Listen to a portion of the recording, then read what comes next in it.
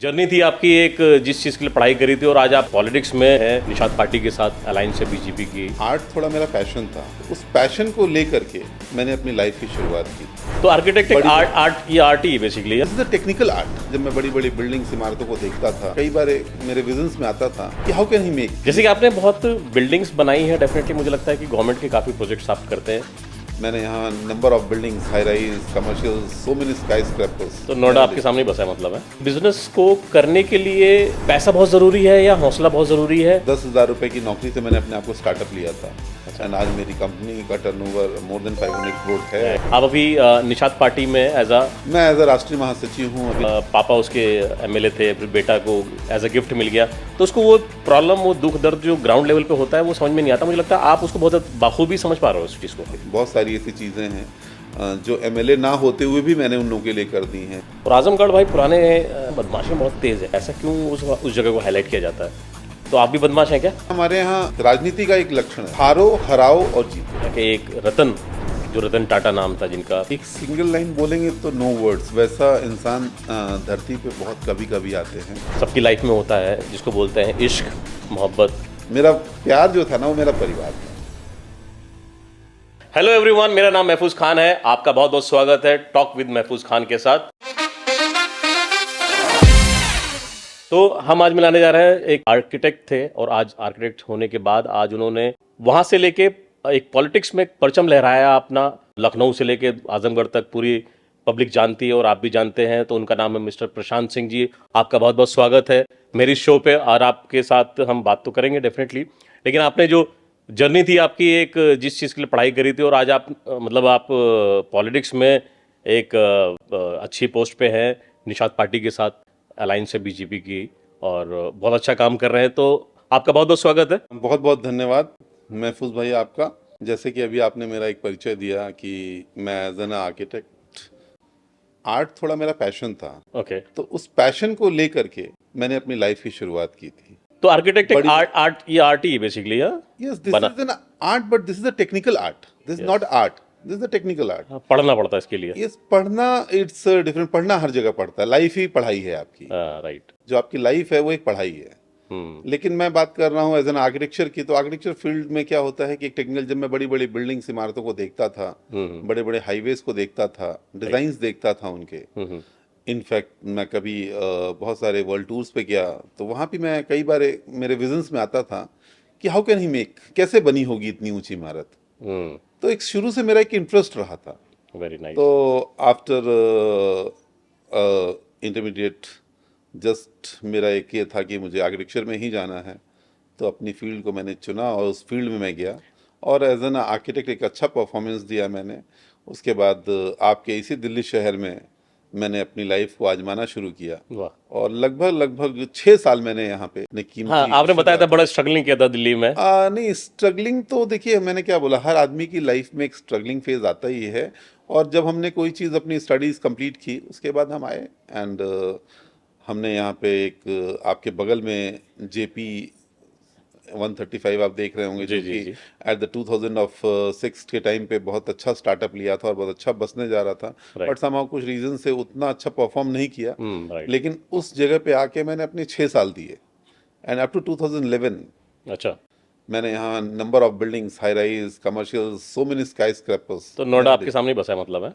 अब ये तो नहीं कह सकते हैं, हाँ, लेकिन ग्रेटर नोएडा मेरे सामने जरूर बसा है। राइट। नोएडा तो पहले say that was the time जहाँ पर, हाँ, but that was the time जब ये एक्सप्रेसवे कंप्लीट हुआ था। Eight the time of 2003 and 4 में जब मैं ट्रेनिंग पे आया था यहाँ पे, तब भी मैं इस रोड से आता था। तो मुझे लगता था कि हाँ यार, इट्स अ डेवलप, मतलब ये आज नहीं तो कल ये डेवलप होगा। और आज आपके सामने है। और जैसे कि आपने बहुत बिल्डिंग्स बनाई हैं, डेफिनेटली मुझे लगता है कि गवर्नमेंट के काफ़ी प्रोजेक्ट्स आप करते हैं। इवन आपका टर्नओवर बहुत 500 प्लस टर्नओवर जा रहा है अभी इस टाइम आपका, और even you are increasing yearly. बहुत अच्छा शुरुआत है और राइज भी अच्छा कर रहे हैं। तो ये इस लाइन से हटके अब आप बड़ा नॉन फेस हो गए हैं इस पॉलिटिक्स की लाइन में। ये इसका कैसा नशा चढ़ा? जैसे वो तो आर्ट था, ये क्या है? नहीं, देखिए, मैंने क्या बोला, मैंने जैसे शुरू में बोला कि मैंने 6 साल अपने दिल्ली को दिए। और एक 10,000 रुपए की नौकरी से मैंने अपने आप को स्टार्टअप लिया था। Okay. My first salary the 10,000 rupees at the time of 2006। Alright. And 2011 में जब मैं यहाँ से गया, तो then at that time I will take 80,000 rupees.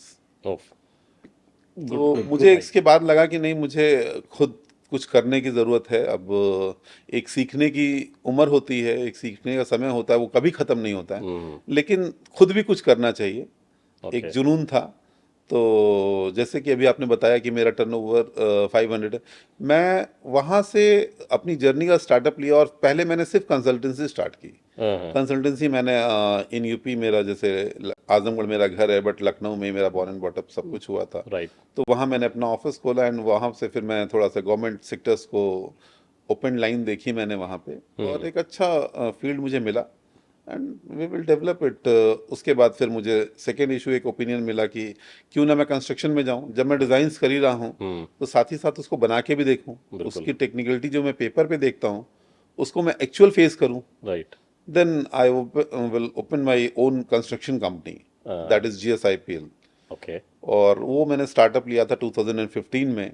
अच्छा। एंड आज आपके सामने हूँ मैं, मेरी कंपनी का टर्नओवर मोर देन 500 करोड़ है। आई हैव और सीन एंड दैट। मैं pan India, Maharashtra, Arunachal, Assam, in fact आप झारखंड बोल सकते हैं, बिहार बोल सकते हैं, हरियाणा बोल सकते हैं, इन लॉट ऑफ स्टेट्स मैं काम कर रहा हूँ। बहुत बढ़िया, वेरी नाइस। और उसके बाद आज जो अभी आपने कहा पॉलिटिक्स की जर्नी, जी, जी।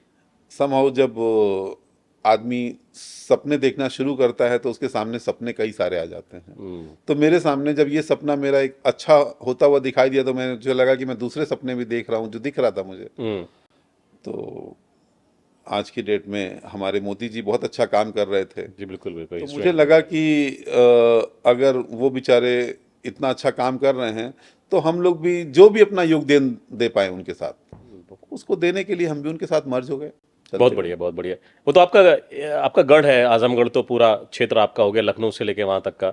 और बहुत अच्छा आपने इस बार प्रदर्शन भी किया और अच्छी पोस्ट इस टाइम आप अभी निषाद पार्टी में एज अ। मैं एज अ राष्ट्रीय महासचिव हूँ अभी निषाद पार्टी के वेरी में। Very nice. और एनडीए से लास्ट 2022 में मैंने एमएलए इलेक्शन, विधानसभा इलेक्शन भी लड़ा था मैं, अच्छा। आजमगढ़ की अतरौलिया सीट से, जिसमें हमारे संग्राम यादव जी सपा से जिनके हाथों में डिफीट हुआ था, हाँ, समहाउ कुछ वोट से मैं हार गया था। बट ठीक है, एक सीखने को अच्छा मिला। और वो तो दैट इज एक पहला स्टेप था आपका, मुझे लगता है। हाँ, जैसे हमारे यहाँ एक राजनीति का एक लक्षण है, हाँ, हारो हराओ और जीतो। हारो तो हारा। पहला मैंने मतलब एक पड़ाव पार कर लिया एक आपने। पड़ाव पार कर लिया है। हाँ, अब दूसरा पड़ाव है कि हराओ और जीतो। तो मुझे लगता है ये हराओ और जीतो वाला मैं इसी कंपोनेंट में क्रॉस कर लूंगा दोनों। बहुत बढ़िया, बहुत बढ़िया, वेरी नाइस। तो तैयारी चल रही पूरी फुल फ्लैश। हाँ जी, हाँ जी, बिल्कुल कह सकते हैं। और जनता के बीच मैं अपने आप को रखता हूँ। जो भी उनके लिए बेहतर से बेहतर कर पाता हूँ वो मैं करता रहता हूँ।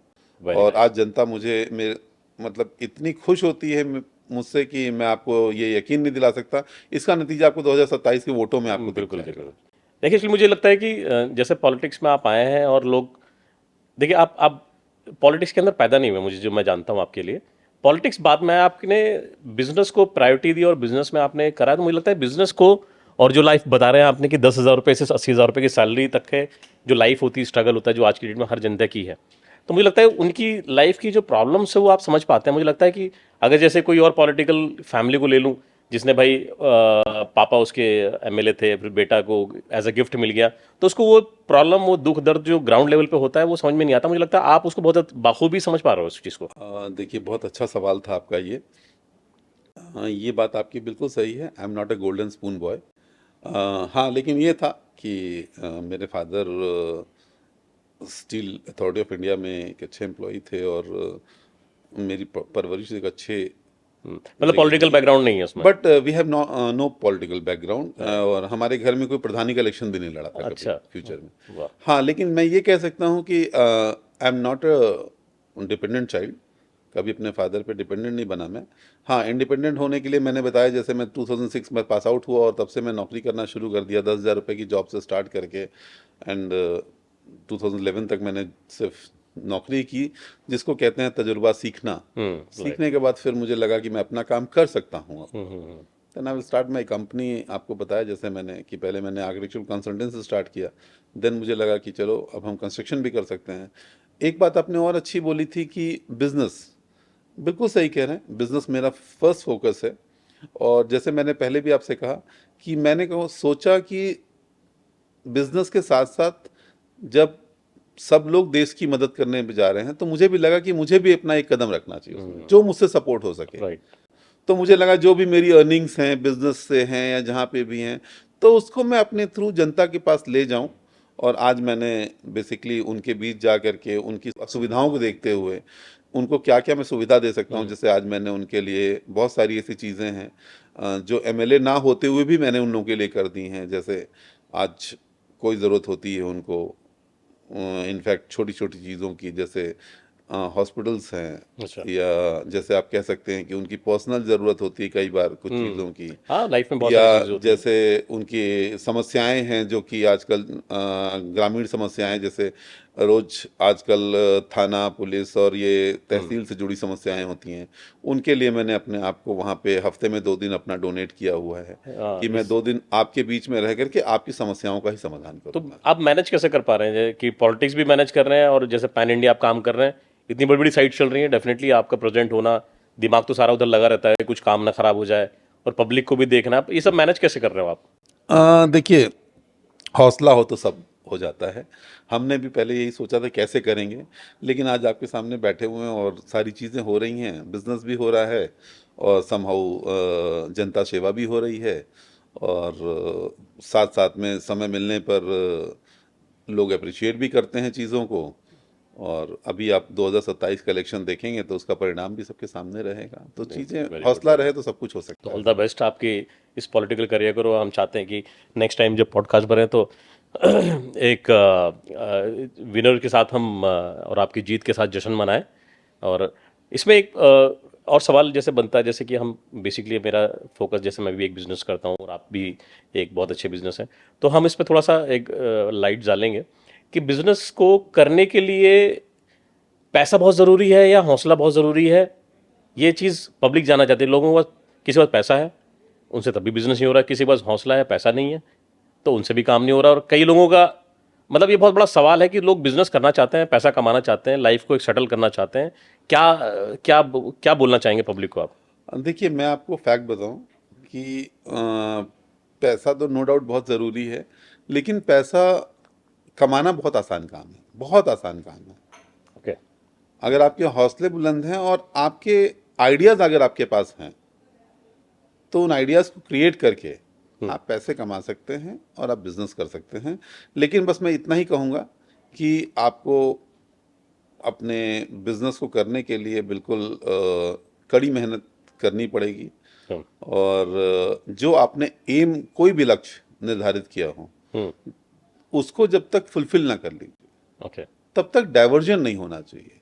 आज हमारे बहुत बड़े बड़े बिजनेसमैन, जैसे अभी आपने कहा किसी के पास पैसा है, किसी के पास हौसला है, जिसके पास पैसा होता है वो डाइवर्सिफिकेशंस बहुत करते हैं। हम्म। हम एक काम ने शुरू किया, हमको दूसरा काम दिखता है, हम्म। हमने तीसरा शुरू कर दिया, चौथा शुरू कर दिया। तो मेरे को ऐसा लगता है कि जब तक हम अपना एक एम फुलफिल ना कर दें, हम्म। तब तक हमको सेकेंड ओपिनियन में नहीं जाना तो मतलब ये कहना चाह रहे हैं कि आप लोगों को ये बताना चाहते हैं कि बिजनेस करने से पहले एक बेसिक बिजनेस उसका सेट हो जाना चाहिए, उसके बाद लेफ्ट राइट में हाथ मारे तो बेटर रहेगा। चाहिए। हाँ, मैं ड्यूरिंग में ये जो मैंने अभी आपको बोला है, ये मैंने सिर्फ एक कंसर्न को लेके बोला है, क्योंकि due to I am construction field से मैं हूँ और एज एन आर्किटेक्ट हूँ। तो क्या होता है, जो लोग बिल्डर्स हैं आज की डेट में, हम्म। वो एक प्रोजेक्ट शुरू करते हैं और जब तक वो पूरा प्रोजेक्ट कंप्लीट नहीं होता उसके पैसे को ही डाइवर्ट करके, तो उसके चक्कर में वो प्रोजेक्ट भी रह जाता है और दूसरा प्रोजेक्ट भी नहीं होता है। राइट। तो मेरा कंसर्न उनसे यही है, इस फील्ड को लेकर के, not in every field, but इस फील्ड में यही है कि जब तक वो अपने पर्सनल पहले एक प्रोजेक्ट को कंप्लीट ना कर दें, उसको हैंड ओवर ना कर दें सक्सेसफुली, तब तक वो सेकेंड प्रोजेक्ट में ना जाए। ये नोएडा के अंदर कई बिल्डर्स का तो बुरा हाल हुआ, कई जेल में भी हैं।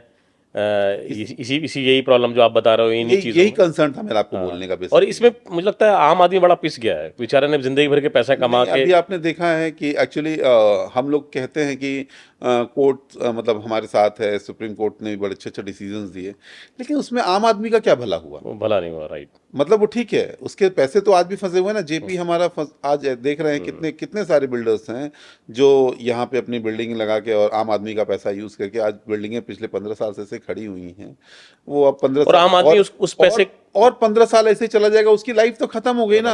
आप 30 साल बाद उसको एक फ्लैट दे दोगे कल की डेट में कोर्ट के थ्रू, बट उसका जब पीक टाइम था, एक मिडिल क्लास जिसने बड़ी मुश्किल से अपना कुछ पैसा इकट्ठा करके एक फ्लैट बनाया, उस सोसाइटी में रहने का सपना, उसका सोसाइटी में रहने का सपना, उसका अपना एम, उसकी लाइफ की जो 30 साल थे, वो उसको कोर्ट नहीं वापस करेगा। तो मैं बिल्डर से यही अनुरोध करता हूँ, यही रिक्वेस्ट है मेरा एक, कि वो मतलब जनता के पैसों को इस तरह से इस्तेमाल ना करे, वो उनके पैसों को सही जगह यूज करके उनके प्रोजेक्ट को हैंड आई ओवर होप सो करे। कि गवर्नमेंट अब इस पे एक्शन लेना शुरू कर चुकी है। हाँ, अभी जब से रेरा आया है, आप समझ रहे होंगे कि रेरा ने बहुत अच्छा काम किया है, गवर्नमेंट ने अच्छा लेकिन अभी भी उसके बाद भी कुछ लोग हैं जिसको डाइवर्सिफिकेशन से फुर्सत नहीं मिलती, कहीं ना कहीं कर ही लेते हैं। तो मैं उनसे अभी भी रिक्वेस्ट करूंगा कि कम से कम एटलीस्ट उन चीज़ों को अब ना यूज करें। तो प्रशांत जी, एक बड़ा पर्सनल सवाल पूछूंगा। अच्छा, पर्सनल नहीं है, सबकी लाइफ में होता है, जिसको बोलते हैं इश्क, मोहब्बत। और जैसे आपने बोला कि भाई आप कभी अकेले दिल्ली में रहे हो और दिल्ली में आके इंसान ने प्यार ना करा हो तो ये हो ही नहीं सकता। तो आपकी पर्सनल लाइफ के बारे में जानना चाहते हैं। तो जैसे आपकी शादी हो गई, बच्चे हो गए हैं, और तो थोड़ा सा लव लाइफ के बारे में हम जान सकते हैं आपके, कि उस टाइम में आपका क्रेज कहाँ था और अचीवमेंट कहाँ रही। देखिए, प्यार तो हर व्यक्ति की जिंदगी में है, कोई ऐसा मुझे लगता नहीं है कि अगर उसकी जिंदगी है तो प्यार नहीं है। बिल्कुल अब वो प्यार किससे है ये महत्वपूर्ण है, ये बड़ी इंपॉर्टेंट थिंग है जी। कि प्यार किससे है। हाँ, देखिए, मैं एक्चुअली मेरी 3 बहनें थी और मैं अकेला था। अच्छा तो मैं तो एक फुलफिल एक फैमिली में रहने वाला लड़का था जो कभी हॉस्टल में भी नहीं रहा। अच्छा। लाइफ में फर्स्ट टाइम मैंने बताया, जैसे मैं 2006 में जॉब करने पहली बार घर से दिल्ली निकला, आए। तो समहाउ एक फ्रैक्शन ऑफ सेकेंड्स में जैसे किसी को भी देखा तो प्यार तो मतलब नहीं कह सकते हैं, पर अट्रैक्शन कह सकते हैं। किसी को देखा अट्रैक्शन हो जाता है, होता रहता है। प्यार तो मैं अपने परिवार से करता था, अपनी फैमिली से करता था। अच्छा, वो फैमिली वाले बंदे थे आप हैं? हाँ, थोड़ा सा ज़्यादा, क्योंकि मैंने जैसे बताया कि मैं 3 बहनों के बीच में अकेला भाई था। तो तीनों बहनें मुझसे बड़ी, मैं सबसे छोटा। पैम्पर्ड। हाँ, पैम्पर्ड बॉय भी कह सकते हैं, और साथ में कहते हैं एक जैसे होता है ना कि 3 लड़कियों के साथ एक लड़का पल रहा हो तो उसके अंदर जो एटीट्यूड होता है वो थोड़ा सा फैमिलियर हो जाता है। फैमिली हो जाता है, हाँ। तो मैं कुछ उस तरह का ही था। तो शाई नेचर के थे आप जिस तरह से? शाई तो नहीं कह सकते हैं, क्योंकि बाहर बड़ा बदमाश था मैं। अच्छा। लेकिन ये था कि उनके सामने यही सबको फील कराता था कि नहीं, मैं बहुत सीधा हूँ। बहुत सीधा हुआ। वो सभी कराते हैं, सारे आजकल के लौंडे घर वालों के सामने ऐसा ही दिखाते हैं। कुछ रहा था। हाँ, लेकिन मेरी एक फैमिली स्टोरी ज़रूर, एक अच्छी सी स्टोरी है मेरे घर की। जैसे मैं कहूँगा कि मेरे ग्रैंडफादर 3 ब्रदर थे, हाँ, और इनफैक्ट मेरे फादर, हम लोग बाई कास्ट क्षत्रिय हैं। अच्छा। तो हम लोग के यहाँ से कभी कोई जॉब करने नहीं निकला था। तो मेरे फादर फर्स्ट टाइम गांव से निकाल करके हम लोग को बोले कि नहीं, पापा निकले अपना जॉब करने के लिए। तो समझो हम लोग भी उसी तरह से बाहर आ गए, निकले। तो गांव में हमारी फैमिली बहुत बड़ी थी। अच्छा। तो eight the time of 12 years, 94 में, मैं उस समय 12 साल का हो गया था। ओके। तो मेरी फैमिली का जैसे कि जब बड़ी फैमिलीज हो जाती हैं तो सबका डिस्ट्रीब्यूशन हो जाता है फैमिलीज में, वैसे ही मेरी फैमिली में भी रहा एक। तो मुझे बड़ा अजीब लगा कि मैं जो देखता आ रहा हूँ कि मेरे 3 बाबा थे, 3 दादी थी, चाचा लोग थे, वो अचानक से मतलब 3 घर बन गए, पार्टीशंस हो गए। तो वो एक फीलिंग थी मेरे अंदर, पता नहीं कहाँ से मेरे अंदर एक घर कर गई कि यार मतलब मेरा परिवार बढ़ गया। बट गया। मुझे पता नहीं था कि बंटवारा क्या होता है, एक 12 साल के बच्चे को शायद पता भी नहीं होता कि बंटवारा क्या होता है। तो उस समय मुझे ना एक जैसे पिंच कर जाता है कोई, लाइफ में सबके एक अलग मोड़ आता है। वो मेरे लाइफ का सबसे हार्टेड पीरियड था, जिसमें सबसे ज़्यादा दुखी हो जाता है जो इंसान, कि मैं अपने घर वालों से एक बट गया। हालांकि ऐसा कुछ नहीं था कि मतलब मुझे कोई प्यार करना बंद कर दिया, क्योंकि सबसे खानदान का सबसे एक ही लड़का, जो सबसे बड़ा मैं ही था। और बाकी जब चाचा के बच्चे हुए तो वो इतने दिनों बाद हुए कि मैं हमेशा एक प्रायोरिटी में रहा। मतलब मेरे जो भाई हैं सब मुझसे 12-13 साल छोटे हैं। तो एट द टाइम ऑफ 12-13 साल, उस उम्र तक मैं अकेला ही था। तो एज अ तो बीइंग अ बॉय हमेशा डिमांड में रहे, मतलब हमेशा एक राजकुमार की तरह, प्रिंसेस की तरह, मतलब एक प्रिंस की तरह ही ट्रीट हुआ था मैं हमेशा लाइफ में। तो उस समय जब अलग हुआ तो मुझे बड़ा पिंच हुआ। मैंने कहा यार ये क्यों हुआ, इसका रीज़न क्या है? तो जब मैंने अपने ग्रैंडफादर से पूछा तो उन्होंने कहा फैमिली जब बड़ी हो जाती है तो फिर थोड़ा इस तरह की चीज़ें होती हैं, हर जगह होता है। समझाया उन्होंने, बट मुझे समझ में नहीं आया। हम्म। तो मतलब उस दिमाग दिन, तैयार नहीं था सब हाँ, चीज। मतलब सबको एक्सेप्ट करने के लिए तैयार नहीं था। हाँ, बट समहाउ ठीक है, उस समय मैं कुछ कर नहीं सकता था, मुझे कुछ पता नहीं था। लेकिन दिमाग में एक चीज़ था कि कुछ इसके ऊपर एक्शन लेंगे कभी लाइफ में, फ्यूचर में। और आपको बताऊं, मैं जब मैं दिल्ली से वापस गया हूं 2011 में, तो 2012 में मैंने अपने तीनों बाबा की फैमिली को एक साथ वापस ज्वाइन करा दिया। क्या बात है, वेरी नाइस। और तीनों लोगों को एक ही घर में वापस, तीनों घर तोड़ के एक नया घर बना के सबको एक साथ करके, और अपना जो भी डिस्ट्रीब्यूशन हुआ था उसको फिर से वापस इकट्ठा करके, सबका रुकना रहना खाना पीना सब आज एक साथ। और आज फिर से 12 साल अब तक हो चुके हैं और एवरीबॉडी हैप्पीली, क्या सब लोग बड़ी अच्छी लाइफ में, हैप्पी लाइफ में जा रहे हैं। आज मेरे ये भाई, इस तरह से बड़ा कम होता है वैसे। हाँ मतलब जो लोग न्यूक्लियर की तरफ भाग रहे हैं मैं उनको बोलना चाहूँगा हाँ, कि मतलब लोग आज की डेट में अपनी आइडेंटिटी खत्म कर रहे हैं, न्यूक्लियरिटी की तरफ भाग रहे हैं कि मुझे अलग होना है, मेरी अपनी पर्सनल संपत्ति है। लाइफ को बड़ा प्रायोरिटी दे रहे हैं आजकल। पर्सनल लाइफ को प्रायोरिटी देने का रीजन आज की डेट में जो हो गया है कि लोग अपने चीज को अपना समझने लगे हैं, घर सबका नहीं समझने लगे हैं।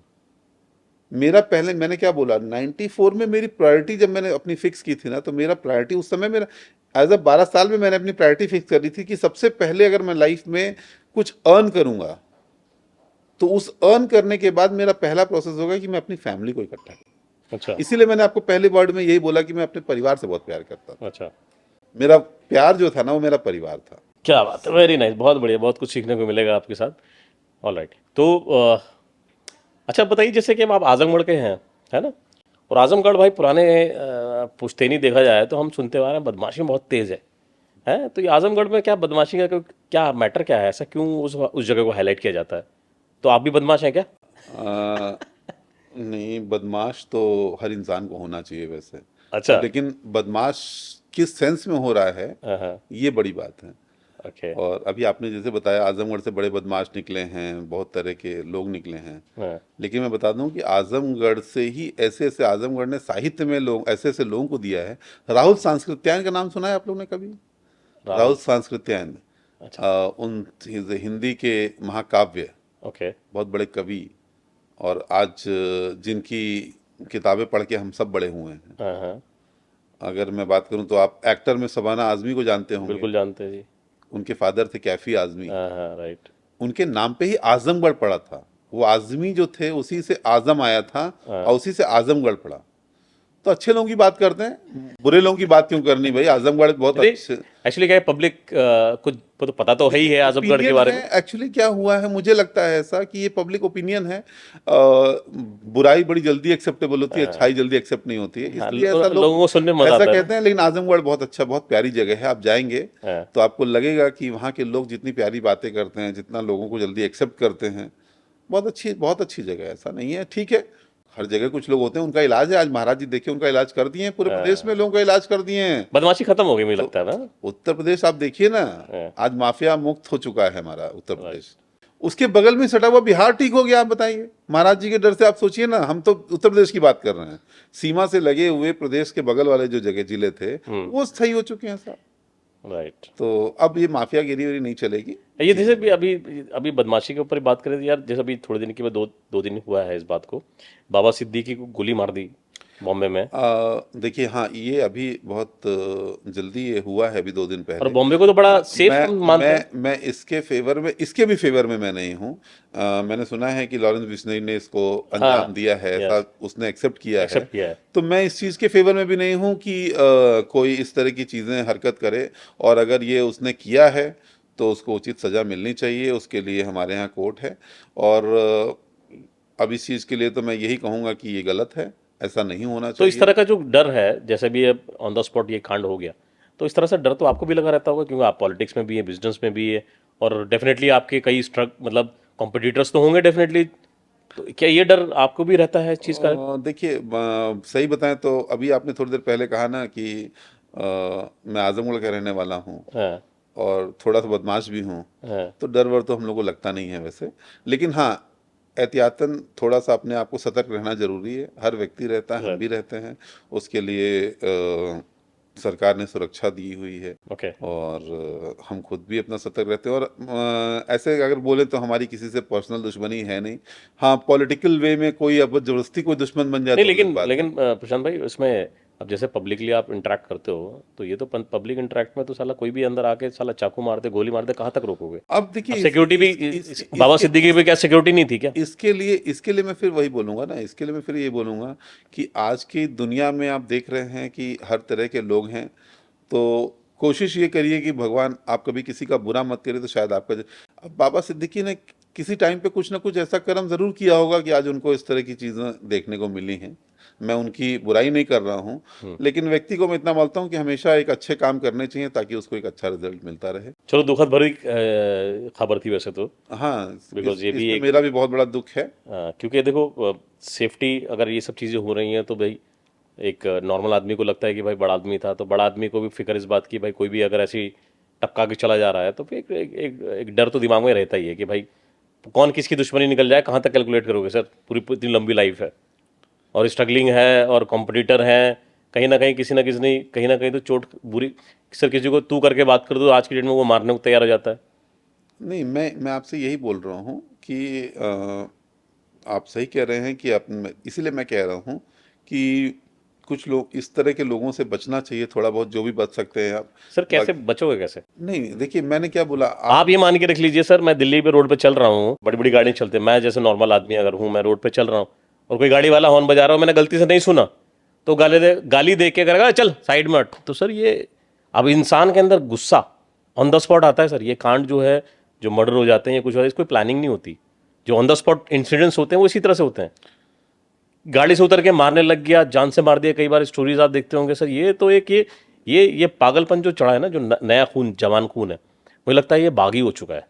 नहीं, देखिए जो आप अभी कह रहे हैं ये कुछ साइकोलॉजिकल प्रॉब्लम्स होती हैं इन सब लोगों को, इस तरह के लोगों को जो आप बता रहे हैं। इसके परसेंटेज बहुत नहीं है लेकिन हैं। लेकिन अब आज की डेट में इंसिडेंट्स पूरी दुनिया में हो रहे हैं, पूरे देश में हो रहे हैं। अब इसको आप नहीं रोक सकते, इसको सिर्फ आप इतना ही रोक सकते हैं कि अगर वो इस मूड में है तो आप अपने आप को इस तरह से रखिए कि उसका बीच बचाव करके आप निकल जाइए। आप अपने आप के सर आज की गुस्से पे डेट, संयम रखिए। एटलीस्ट जैसे कहते हैं ना कि ड्राइविंग ऑन बोथ साइड, दोनों गलती करेंगे तो मरना तय है। लेकिन अगर एक भी बचाने वाला उसमें से हो सकता है दोनों की जान बचा दे।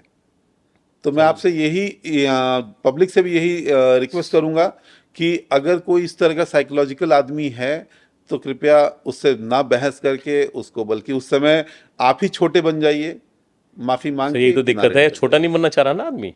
मैंने क्या बोला, तो इस उसको समझदार नहीं कहते ना, इसी को तो बोल रहा हूँ। आज की डेट में उसको यही समझदारी है कि अगर अगला आदमी कोई साइको है, कोई प्रॉब्लम है उसको, कि एक गाड़ी का हॉर्न बजाने पे गालियां देना शुरू कर दे रहा है, तो इसका मतलब वो साइकोलॉजिकल प्रॉब्लम में है। ओके प्रशांत जी, देखिए हम बिजनेसमैन तो बहुत अच्छे हैं आप, तो हम बाकी चीज़ों से सारी बातें कर चुके हैं, लेकिन अभी एक बहुत खूबसूरत और बहुत इंडिया के एक रतन, जो रतन टाटा नाम था जिनका, और उनके बारे में मुझे लगता नहीं आज तक किसी ने बुराई करी हो, या उसको उनको देख के किसी ने मेंटोर नहीं माना हो, या मोटिवेट नहीं हुए उनकी लाइफ को देख के। अभी वो 93 ईयर्स के थे शायद, उन्होंने अभी 93 के ही थे जिनका देहांत हो गया, और लास्ट मोमेंट तक वो काम करते रहे। उनको देख के मुझे लगता है कि वो एक एक इंडिया का एक ऐसे बिजनेसमैन थे जिनको लोगों को सीखना चाहिए। तो आप उनके बारे में आप क्या कहना चाहते हैं? उनसे आप क्या सीखे हैं, उनको क्या फॉलो करते हैं, उनके बारे में क्या शब्द हैं आपके? देखिए, एक सिंगल लाइन बोलेंगे तो नो वर्ड्स। वैसा इंसान धरती पे बहुत कभी कभी आते हैं। त्रेता युग में भगवान राम आए थे, हाँ, जिन्होंने जन कल्याण का काम किया था। ओके। जब कोई इंसान पैदा होता है तो भगवान नहीं होता है, हाँ, हाँ, वो अपने कर्मों से भगवान बनता है।